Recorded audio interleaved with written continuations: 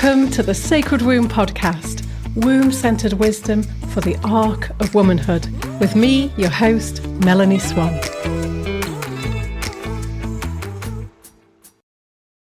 Hello everyone. Welcome back to the podcast.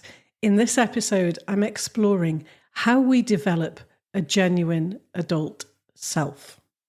So I'm going to talk through what that is, what it feels like, why we would do that, and the sort of things that happens to us as we consciously develop our presence, basically, and our ability to respond. So, yes, I know this is probably not one of the more sparkly things about our healing process, because it does take every session I do, every group work I do with people, we take account of this energy within us that is becoming more and more present. And it's just very grounded, and it's a very steady process. So, I'm going to keep this quite short so that it doesn't get boring and it doesn't become a therapy theory thing. And but as always, I'd love to hear how it lands with you. Leave me a review on Apple, leave me a question on Spotify, and I'll reply. And I hope it inspires you to take account of this in your healing process anyway. All right, so here we go with how to develop a genuine adult self. So I'm going to start off with, what is an adult self? So just because we are age-wise an adult, it's kind of over about 25. We could be 70, 50, 40, 28. But it doesn't mean we're actually developmentally, emotionally mature at our kind of body's age, really. So you'll probably know from your own process and your interaction with others that kind of throughout our process of being on Earth, we have attachment disruption and all sorts of things that can happen to us and with us when we are growing up. And so that means that our development can get disrupted and our psyche can kind of fragment at certain points. That means we get stuck at those certain points and start operating in life from those certain ages. And it means we can't really see the present moment. We can't really experience ourselves in the present moment or others, because we're reading the situation from the point of view of an upset 2-year-old, a traumatized 6-year-old, a very angry teenager. And all those sorts of things can happen. I'm not going to go loads into that, but it happens. We all know that. You'll all recognize that listening. So that's where we're at. That's where we often come to our healing process, is that we're all kind of mixed up and operating in different ways and squishing parts of ourselves and amplifying others, and not really getting what we want, but somehow at some stage this way of operating has kind of helped us feel accepted, loved and safe to some degree. So part of our healing process is to identify the sort of ages we're operating from and separate those out from the energy that's actually present within us. And obviously, as we heal and we process emotional charge, more and more of our energy or consciousness has little to no charge, and so can be present, can experience ourselves in the present, can experience others, can experience worldly events from the now, which makes it a more realistic read and experience of what's happening. So an adult self can be summarised as the energy within us that's little to no emotional charge from the past, and so therefore can be present. And this energy or amount of consciousness that is present is thus available to experience situations more as they are now and make choices as to how to respond. This is really key, because when we are little and when we're kind of mixed up, we feel like we don't have choices. And that's really one of the main markers of being an adult, really, is being able to clearly assess what's happening within us, around us, and make choices based on both our intuition and our cognition. Okay, so hopefully that gives you a clear picture of what an adult is. And before I move on to what it is, like the markers of it, I just want to be clear about what it isn't. This is not a dull, sort of flat state of being where we're just totally sort of present and just making choices and there's no play and that's an adult, like an adultified self that's become very rigid and is attempting to be an adult based on societal norms. So an adult has choices and is able to embody a range of different states of being. And it's really quite fun and it feels really good. And I really wanted to bust that myth because when I work with people, that's one of the questions really of, is that quite boring then? I just, I'm not going to be able to play or anything like that. And that's just not the case. It just gives us more choices. But so now I'm going to just list some qualities of an adult self. So these really aren't exhaustive. There are so many possibilities. This is just an example to get things started, really. And these are like the main ones that come up in the work. So an adult self is able to be in the present moment, make clear choices, taking into account intuition and cognition, identify when we're triggered. Triggered means distress in charge or memories that are activated. Ability to self-regulate, implement consistent self-care, take responsibility for our actions, behaviours, thoughts, our whole self and the impact on others. An adult self is able to identify and communicate our own needs. Very, very important. Play. We've got to be able to play. Play is the opposite of and the antidote to trauma. When we're adults, genuine adults, we're also available to access, embody and express a range of different states of being. We're able to identify and implement clear boundaries. And there is a willingness to be in a love-based, mutual relationship with others. So they are the main things we work with. But as I said, there's loads and loads of different markers, and they'll be probably quite general off that list, but some very specific ones that are unique to you that really need to be brought to the fore.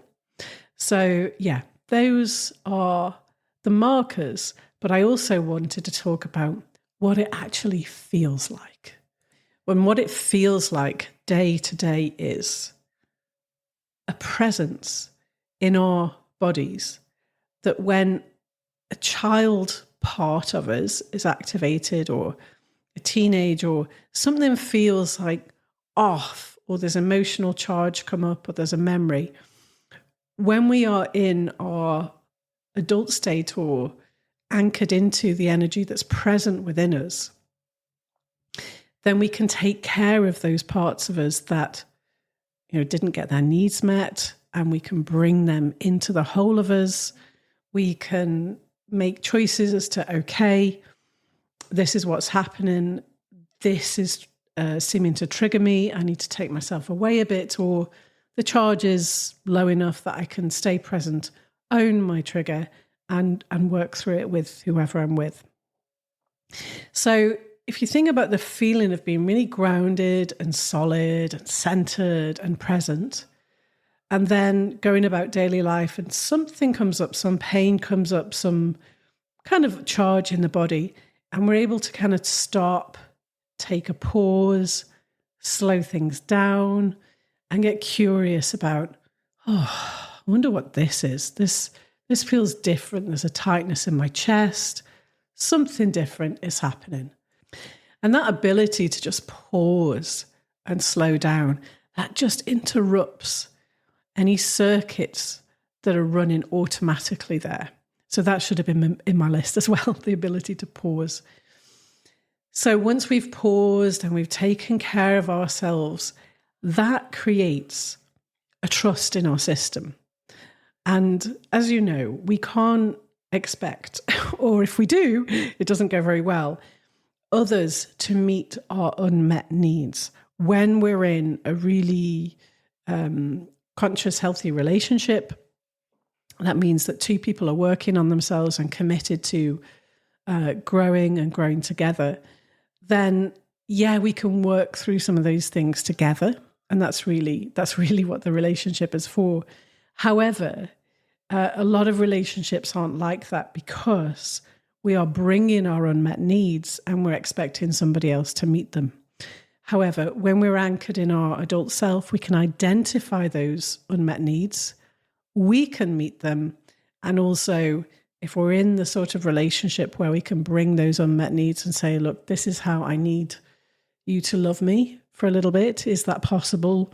This is going to help with my process, but it's not going to be the sole process. So again, that feels really, really lovely and really, really mutual. And you can probably hear that there's lots of choice in there. And that's another main marker of being a genuine adult. And that's the ability to make choices. We do get triggered. We do go offline. We do have all these things. And you might have noticed that our sense of choice gets diminished. And we might use language in like have tos and shoulds.